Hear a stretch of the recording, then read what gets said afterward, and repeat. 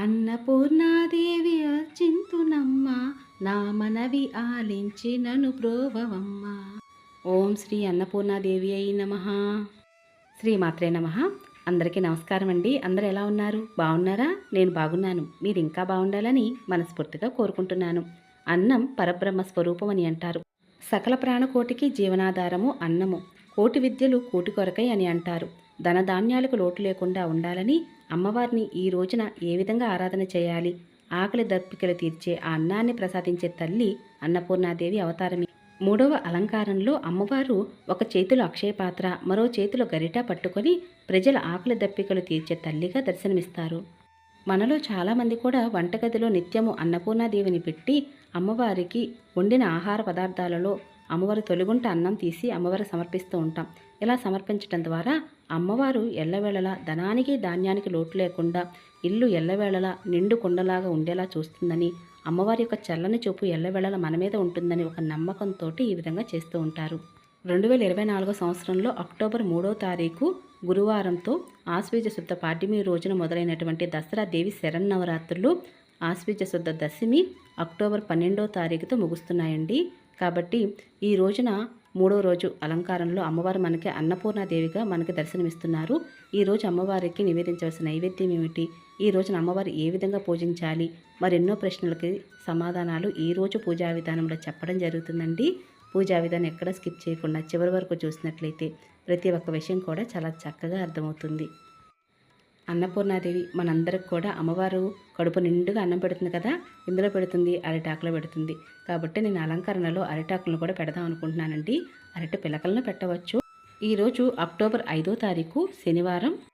ఈ రోజున అమ్మవారిని మనం అన్నపూర్ణాదేవిగా అలంకరణ చేసి పూజలు చేస్తాము. ఈ రోజున పూజలో కూడా కొద్దిగా అలంకరణ అయితే నేను చేంజ్ చేస్తున్నానండి. అది కూడా మీ అందరూ షేర్ చేస్తాను. అలాగే ఈరోజు ముఖ్యంగా అమ్మవారికి అయితే నేను అలంకరణ చేద్దాం అనుకుంటుంది ఏమిటి అంటే, ఇలా పట్టీలు అయితే తీసుకున్నానండి. ఈ పట్టీలు అమ్మవారి అలంకరణ కోసమే తీసుకున్నాను. కానీ ఈ రోజునైతే నాకు ఈ బాక్స్ కనిపించింది. నేను ఎన్నో రోజులుగా వెతుకుతున్నాను. ఒక్కొక్క రోజు ఒక్కొక్క వస్తువు అంతేనండి. మనం కొని ఎక్కడో పెట్టేస్తూ ఉంటాం. ఇవి కనిపించకపోవడం వల్ల కొద్దిగా విసుగ్గానే ఉంటుంది. కానీ అమ్మవారికి అలంకరణ అంటే మాత్రం ఇట్టే దొరికేస్తాయండి, అందులో సందేహమే లేదు.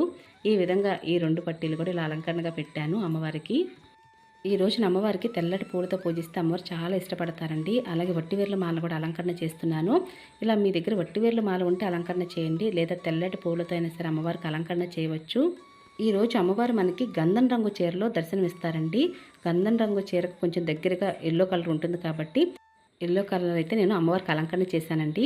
అలాగే అమ్మవారికి కొన్ని మాలలు కూడా వేశాను, పూలతో అలంకరణ చేశాను. హిందువులు ఆరాధ్య దేవతగా గోమాతను పూజిస్తూ ఉంటాము. కాబట్టి గోవుకు సంబంధించినటువంటి అన్ని పదార్థాలు కూడా మనం ఆహారంలో ఉపయోగిస్తూ ఉంటాం. కాబట్టి ఆవు బొమ్మలు కూడా పూజలో పెట్టుకున్నానండి. ఇంకా ఈరోజు శనివారం కాబట్టి ఈరోజు నేను కామాక్షి దీపాన్ని కూడా శుభ్రం చేసుకున్నాను. ఇంకా గంధం కుంకుమ బొట్లతో అలంకరణ చేస్తున్నాను. కామాక్షి దీపాన్ని అలంకరణ చేయడం అంటే నాకు చాలా అంటే చాలా ఇష్టం అండి. నాకు కామాక్షి దీపం చాలా బాగా నచ్చుతుంది. శంకుచక్ర దీపాలైనా అలాగే కామాక్షి దీపం అంటే నాకు చాలా అంటే చాలా ఇష్టము. ఎక్కువగా అలంకరణ చేస్తూ ఉంటాను. ఎన్నో రకాలుగా అలంకరణ చేస్తూ ఉంటాను. ఈ రోజున అమ్మవారిని ఇంట్లో పూజించిన తర్వాత ఉదయం వేళైనా సాయంత్రం వేళైనా సరే కొంత ప్రసాదాన్ని 10 మందికి పంచడం చాలా అంటే చాలా మంచిదండి. అలాగే లేని వారికి లేదా సద్బ్రాహ్మణుడికి స్వయంపాక దానం చేయటం, లేదా లేని వారికి ఒక్క పూట భోజనానికైనా సరిపడేటువంటి ఆహారాన్ని ఇవ్వటం లాంటివి చేస్తే అమ్మవారి యొక్క అనుగ్రహం కలిగి మీ వెంట ఎప్పుడూ కూడా ఆకలి దప్పికలకు లోటు అనేది ఉండదండి. కాబట్టి ఈరోజు అమ్మవారి ముందు మీ ఇంట్లో ఉన్నటువంటి అన్నము, పప్పులు ఇవన్నీ కూడా పూజలో పెట్టుకుంటే చాలా అంటే చాలా మంచిది. ఇలా ఎల్లవేళలా కూడా నిండు కుండలాగా ఉండాలని, అంటే ఎప్పుడు కూడా వెలితి కాకుండా ఎవ్వరికీ కూడా లోటు లేకుండా చూడమని అమ్మవారికి నమస్కరించుకుంటూ ఈ విధంగా పప్పు ధాన్యాలు అనేవి పూజలో పెట్టుకోండి. పూజలో పెట్టుకున్నటువంటి పప్పు ధాన్యాల తర్వాత ఏం చేయాలనే విషయం కూడా మీకు ఈరోజు పూజా విధానంలో చెప్తాను. కాబట్టి పూజా వీడియో ఎక్కడా స్కిప్ చేయకుండా చివరి వరకు చూడండి. పప్పు బియ్యమే కాకుండా అమ్మవారికి కూరగాయలతో పండ్లతో కూడా అమ్మవారిని పూజించవచ్చు. ఈ రోజున అమ్మవారికి ఇవన్నీ కూడా సమర్పించి ఇవన్నీ కూడా మా ఇంట్లో ఎప్పుడు కూడా లోటు లేకుండా చూడు తల్లి అని నమస్కరించుకోవటం చాలా అంటే చాలా మంచిదండి. అలాగే నా దగ్గర అన్నపూర్ణాదేవి అమ్మవారి విగ్రహం ఉందండి. మీ దగ్గర కూడా విగ్రహం ఉంటే ఈ రోజున అభిషేకం చేయండి, చాలా అంటే చాలా మంచిది. ఒకవేళ మీ దగ్గర విగ్రహం లేదనుకోండి, అమ్మవారి ముందు నమస్కరించుకొని అమ్మవారిని అన్నపూర్ణాదేవిగా భావిస్తూ పూజ అయితే చేయవచ్చు. మీ దగ్గర విగ్రహం లేకపోయినా సరే పటానికి కూడా పూజ అయితే చేయవచ్చండి. చాలామంది అంటున్నారు కనకదుర్గ అమ్మవారి విగ్రహం మా దగ్గర లేదండి, మమ్మల్ని ఏం చేయమంటారు అని. ఒక నిమ్మ పండును పెట్టుకోండి పూజలో. నిమ్మపండునే అమ్మవారుగా భావిస్తూ ఆ నిమ్మపండుకి లేదా నిమ్మకాయకి అమ్మవారుగా భావిస్తూ పూజ అయితే చేయవచ్చు, అభిషేకం చేయవచ్చు, కుంకుమ పూజ చేయవచ్చు. ఆ నిమ్మకాయని తర్వాత ఏం చేయాలనే విషయం కూడా మీకు ఫర్దర్ వీడియోస్లో షేర్ చేస్తాను. అలాగే పూజలు ఎన్ని దీపాలు వెలిగించాలని అయితే ఏమీ లేదండి, ఎన్ని దీపాలైనా వెలిగించవచ్చు. నేను ఎక్కువగా పూజల దీపాలు ఎక్కువగా వెలిగిస్తూ ఉంటానండి. ఆ దీపపు కాంతుల్లో అమ్మవారిని చూడాలంటే నాకు చాలా అంటే చాలా ఇష్టము. కాబట్టి పువ్వులను ఎక్కువగా ఉపయోగించి పూజ చేస్తున్నప్పుడైనా లేదా కూరగాయలతో పూజించినప్పుడు కొంచెం తక్కువ పువ్వులను పూజలు ఉపయోగిస్తుంటాను. కానీ మిగతా రోజుల్లో ఎక్కువగా పువ్వులను ఉపయోగించటం లేదంటే అమ్మవారికి ఎక్కువగా దీపాలు వెలిగించడం లాంటివి చేస్తూ ఉంటాను. అమ్మవారి పూజలనే కాదండి, ఏ పూజ చేసినా సరే నేను అలా నిండుగా ఎక్కువగా దీపాలు వెలిగిస్తూ ఉంటాను. కాబట్టి అందరూ అడుగుతున్నారు ఇన్ని దీపాలు వెలిగించాలా అని. అలాంటిది ఏమీ లేదండి. మనస్ఫూర్తిగా అమ్మవారికి నిత్య దీపారాధనగా 2 దీపపు కుందుల్లో అయితే దీపారాధన చేయండి. ఒక్క దీపం అయితే వెలిగించకూడదండి, 2 దీపాలు వెలిగించాలి. ఇంకా అలాగే ప్రతి నిత్యము మనం ఎలా అయితే పూజ చేసుకుంటామో అలాగే ఈరోజు కూడా వినాయకుడికి పూజ అయితే చేయవలసి ఉంటుంది. దీపం ధూపం నైవేద్యం బెల్లం ముక్కైనా పండైనా నైవేద్యంగా పెట్టవచ్చు, లేదా వినాయకుడికి ఇష్టమైనటువంటి ఉండ్రాళ్ళైనా సరే పెట్టవచ్చండి. అలాగే గరిగితో అష్టోత్తరం అయితే చదవచ్చు. ఓం శ్రీ అన్నపూర్ణాదేవి అయి నమః అంటూ నమస్కరించుకుని అమ్మవారి ముందు ఇప్పుడైతే అభిషేకానికి అన్నీ సిద్ధం చేసుకోండి. ఇక అభిషేకం అంటే పంచామృతాలతోనూ అభిషేకం చేయవచ్చు, లేదంటే మీరు మంగళకరమైన జలంతోనూ అభిషేకం చేయవచ్చండి. నేనైతే పంచామృతాలన్నీ కలిపి పెట్టుకున్నాను. ఆవు పాలు, తేనె, ఆవు నెయ్యి, ఆవు పెరుగు, పంచదార ఇవన్నీ కూడా కలిపి పెట్టుకున్నానండి.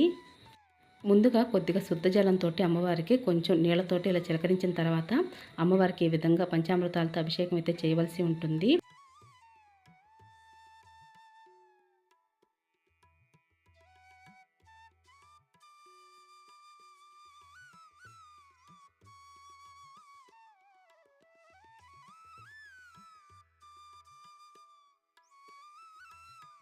పంచామృతాలతో అభిషేకం చేసిన తర్వాత ఈరోజు మనకి అమ్మవారు గంధం రంగు చీరలో దర్శనమిస్తారు కదండి.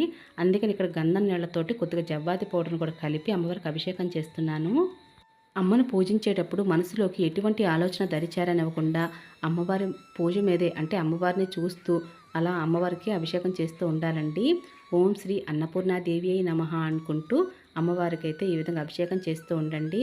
చక్కగా మొబైల్స్లో కూడా అన్నపూర్ణాదేవి అమ్మవారి పాటలు పెట్టుకుంటూ కూడా మీరు అభిషేకం అయితే చేయవచ్చు. అభిషేకానంతరం అమ్మవారికి కొద్దిగా నీళ్లతోటి అమ్మవారికి అభిషేకం చేసి ఆ తర్వాత పువ్వులతోటి పూరేకులతోటి అమ్మవారికి ఇలా వేసిన తర్వాత అమ్మవారి మంగళహారతులు అవి ఇచ్చి నమస్కరించుకోండి. కొద్దిగా అభిషేకించిన జలాన్ని మీ తల మీద చల్లుకోండి, మీ కుటుంబ సభ్యుల మీద కూడా చల్లండి. అలాగే పవిత్రమైన అభిషేక జలాన్ని ఎక్కడ పడితే అక్కడ పెట్టకూడదండి. ఆ అభిషేక జలాన్ని పచ్చని చెట్టు మొదల్లో వేయండి. ఈరోజు అమ్మవారిని మనందరం కూడా ధనానికి ధాన్యానికి లోటు లేకుండా చూడమని ఆ తల్లికి నమస్కరించుకొని పూజలు అయితే చేస్తున్నాం కదండి. అందుకే నేను నా దగ్గర ధాన్యం బుట్ట ఉందండి. ధాన్యం బుట్టలో ఇంట్లో ఉన్నటువంటి కొత్త బియ్యమే పోసి ఆ బియ్యం పైన ధాన్యం బుట్టలో అమ్మవారి యొక్క విగ్రహం పెట్టుకొని ఈ విధంగా నేను పూజా గదులు ఇప్పుడు పెట్టుకుంటానండి. అదేవిధంగా ఈ రోజున అమ్మవారు అన్నపూర్ణాదేవి అలంకారంలో మనకు దర్శనం ఇస్తారు కదా, పూజలో కూడా నేను అలానే పెట్టుకున్నానండి. అలాగే అన్నము అలాగే పప్పులతో పాటుగా కూరగాయలు కూడా అమ్మవారికి సమర్పిస్తున్నాను. ఈ విధంగా మనసులో ఓం శ్రీ అన్నపూర్ణాదేవి నమః అనుకుంటూ చదువుకుంటూ లేదంటే అన్నపూర్ణాదేవి అమ్మవారి యొక్క అష్టకాన్ని చదువుకుంటూ ఈ విధంగా అమ్మవారికి అయితే సమర్పించవలసి ఉంటుంది. మరి పూజానంతరం కూరగాయలు కానీ అన్నం పప్పులు కానీ ఏం చేయాలనే విషయం కూడా చెప్తానండి. ఇంకా ముందుగా అయితే అమ్మవారికి ఈ రోజున అన్నపూర్ణాదేవి అష్టకము లేదంటే అష్టోత్తరాలతో చదువుతూ అమ్మవారికి ఈ విధంగా అయితే పూజ చేసుకోవాల్సి ఉంటుంది.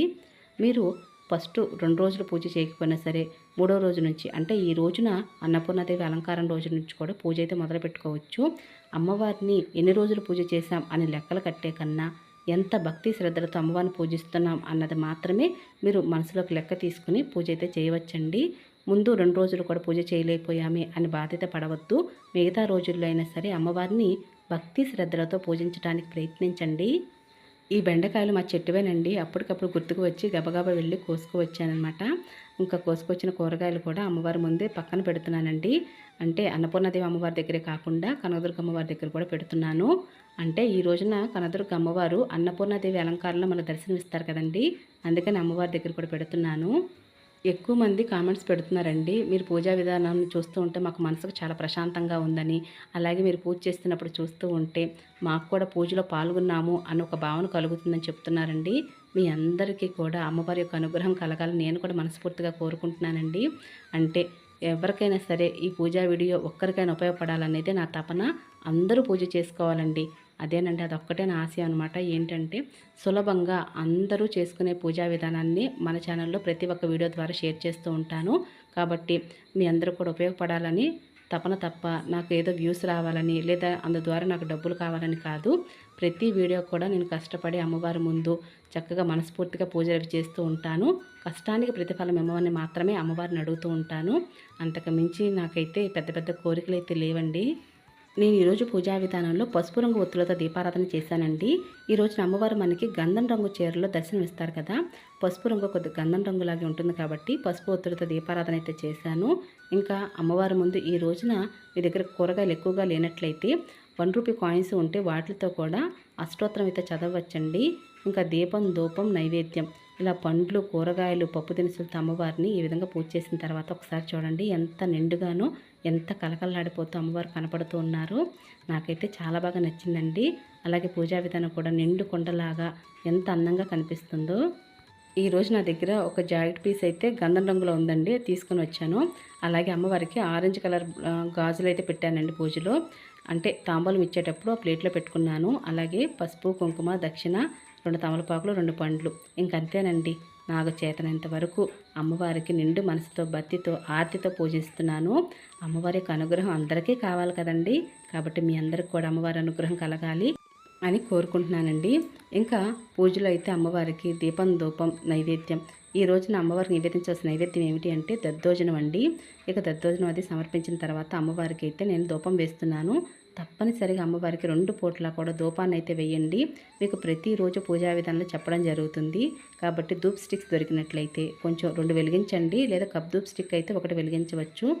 నవరాత్రుల్లో ప్రతిరోజు కూడా అమ్మవారికి పంచహారతి, పచ్చకర్పూరంతో హారతి ఇస్తే చాలా అంటే చాలా మంచిదండి. ఇంకా అమ్మవారికి అయితే దీపం, ధూపం, నైవేద్యాన్ని సమర్పించి నమస్కరించుకోండి. ఇక పూజ అనంతరం, పూజ తర్వాత అమ్మవారికి పూజించినటువంటి, పూజలో పెట్టినటువంటి కూరగాయలు కానీ పప్పు దినుసు కానీ ఏం చేయాలి అంటే, మీరు కొన్ని ఇంట్లోకి వాడుకున్నప్పటికీ కూడా లేని వారికి దానం చేయటం, లేదా సద్బ్రాహ్మణుడికి ఇలా పప్పు దినుసులు, అలాగే బియ్యము, కూరగాయలు ఇవన్నీ కూడా కొన్నైనా సరే కొంచెం బియ్యంతో కలిపి స్వయంపాక దానం ఇవ్వడానికి ప్రయత్నించండి. ఇలా చేయటం ద్వారా అమ్మవారి యొక్క సంపూర్ణమైన అనుగ్రహం మీకు తప్పకుండా కలుగుతుంది. ఒక 10 మందికో 100 మందికో ఇలా ఇవ్వాలంటే మాత్రం అందరికీ కూడా శక్తి ఉండకపోవచ్చు. కానీ ఒకరికైతే మాత్రం భోజనం పెట్టగలిగేటటువంటి శక్తి అందరికీ ఉంటుందండి. కాబట్టి తప్పకుండా ఒకరికైనా సరే భోజనం ఇవ్వడానికి ప్రయత్నించండి. అంటే భోజనానికి సరిపడేటటువంటి ఆహార పదార్థాలైనా సరే ఇవ్వవచ్చు. ఈ విధంగా మీరే కాకుండా పిల్లల చేత కనుక ఈ విధంగా స్వయంపాక దానం ఇవ్వటం, లేని వారికి దానం చేయడం లాంటివి నేర్పించడం వలన వారి జీవితంలో కూడా ఎల్లవేళలా ఇటువంటి చిన్న చిన్న దానాలైనా చేస్తూ ఉంటారండి. కాబట్టి మనం చేయడమే కాదు, మన పిల్లల చేత కూడా ఇటువంటి పనులను చేయించడం ద్వారా వారందరికీ కూడా అమ్మవారి యొక్క అనుగ్రహం తప్పకుండా కలుగుతుంది. మీ అందరికీ కూడా ఈ పూజా విధానం నచ్చిందని అనుకుంటున్నానండి. ఇంకా ఏమైనా పూజలో సందేహాలు ఉంటే కింద కామెంట్ సెక్షన్లో అడగండి, తప్పకుండా సమాధానం చెప్తాను. ఇక ఇదేనండి ఈరోజు పూజా విధానం. మీ అందరికీ నచ్చింది, యూస్ఫుల్ అవుతుంది అనుకుంటున్నాను. మీకు కనుక పూజా విధానం నచ్చినట్లయితే మీ ఫ్రెండ్స్కి, రిలేటివ్స్కి ఫార్వర్డ్ చేయండి. అలాగే లైక్ చేసి, షేర్ చేసి, కామెంట్ ఇవ్వండి. మరొక మంచి పూజా విధానంతో మళ్ళీ కలుసుకుంటానండి. ఇక అప్పటి వరకు నమస్కారం అండి. జై దుర్గా భవానీ మాతకు జై.